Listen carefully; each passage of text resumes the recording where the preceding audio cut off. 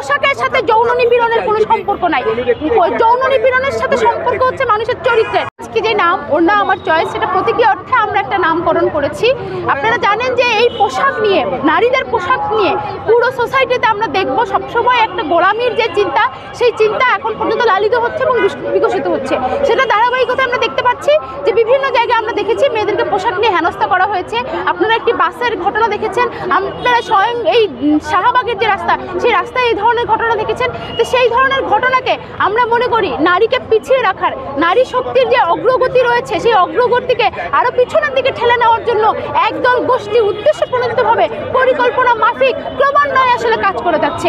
সেই দৃষ্টিভঙ্গিকে আসলে চ্যালেঞ্জ করা অত্যন্ত প্রয়োজন। সেই জায়গা থেকে আমরা এই ধরনের নামকরণ করেছি। কিন্তু আমাদের এই নাম করার পেছনে শুধুমাত্র মেয়েদের পোশাক নয়, মেয়েদের যত ধরনের অধিকার এই দেশের সসম্মানিত থাকা উচিত ছিল, তার প্রত্যেকটি কিছুর জন্যই আমরা কথা বলার জন্য আজকে এখানে দাঁড়িয়েছি।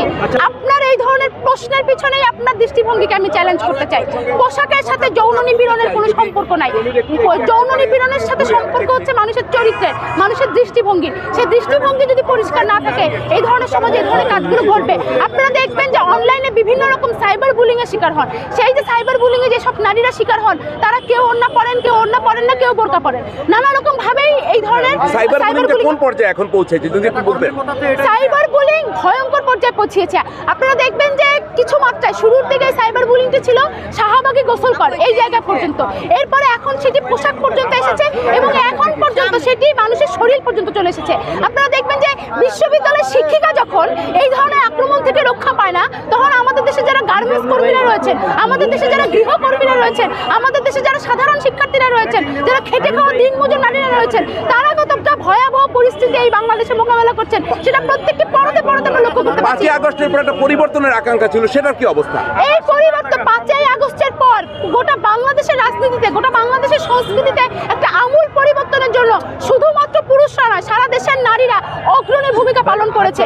কিন্তু আমরা দেখলাম এই যে যেই দৃষ্টিভঙ্গিকে আমরা চ্যালেঞ্জ করতে চাই, এই দৃষ্টিভঙ্গি এই বাংলাদেশে লালিত পালিত হচ্ছে এই রাষ্ট্রীয় প্রশাসনকে দ্বারা।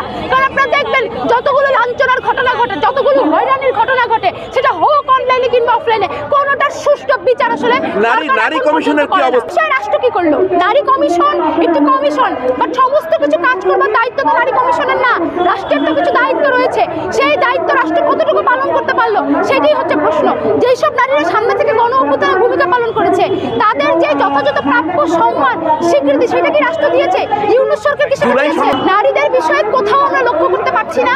জুলাই সনদ কেন, যে কোনো জায়গা থেকে আমরা দেখছি যে নারীদের যে প্রাপ্য সম্মানটুকু যতটুকু রাখা দরকার ছিল সে জায়গায় হয়নি। আমরা দেখলাম যে ছাত্ররা উপদেষ্টা হলেন, কিন্তু সেখানে নারীদের আসলে ক্ষমতায়ন কোথায়? আমরা দেখলাম বিভিন্ন জায়গাগুলোতে কমিটি করা হলো, বিভিন্ন জায়গাগুলোতে সরকার দায়িত্ব দিল, সেখানে নারীদের অংশগ্রহণ কতটুকু আসলে? বরঞ্চ আমরা দেখেছি গণ অভ্যুত্থানের পরবর্তী সময় বৈষম্য বিরোধী ছাত্র আন্দোলনের ব্যানারে যে সকল নারীরা দায়িত্বপ্রাপ্ত ছিলেন, তারা প্রত্যেকেই এই ধরনের বঞ্চনার শিকার হয়ে, বঞ্চনার অভিযোগ করে তারা সেই বৈষম্য বিরোধী ছাত্র আন্দোলনের ব্যানার থেকে পদত্যাগ করে চলে আসছেন। এবং আমরা দেখলাম যে প্রত্যেকটি বিশ্ববিদ্যালয়ে যেখানে ছাত্র সংসদ নির্বাচন আয়োজিত হলো, সেই ছাত্র সংসদ নির্বাচনগুলোতেও দেখলাম যে নারীদের অংশগ্রহণ অত্যন্ত কম। আমাদের জাহাঙ্গীরনগর বিশ্ববিদ্যালয়ে আপনারা যদি দেখেন, সেখানে আমাদের নারীদের অংশগ্রহণ 25%-এরও কম। জাহাঙ্গীরনগর বিশ্ববিদ্যালয়ের ইতিহাসে নির্বাচনে কখনো নারীদের অংশগ্রহণ এইভাবে কম দেখিনি আমরা কখনোই। তার মানে এই যে এই নারীদের অংশগ্রহণ দিনে দিনে কমছে, এটার কারণ কি এবং এটার প্রতিকার কি, সেই বিষয়ে রাষ্ট্র একদমই মনোযোগী নয় এবং বিশ্ববিদ্যালয়গুলো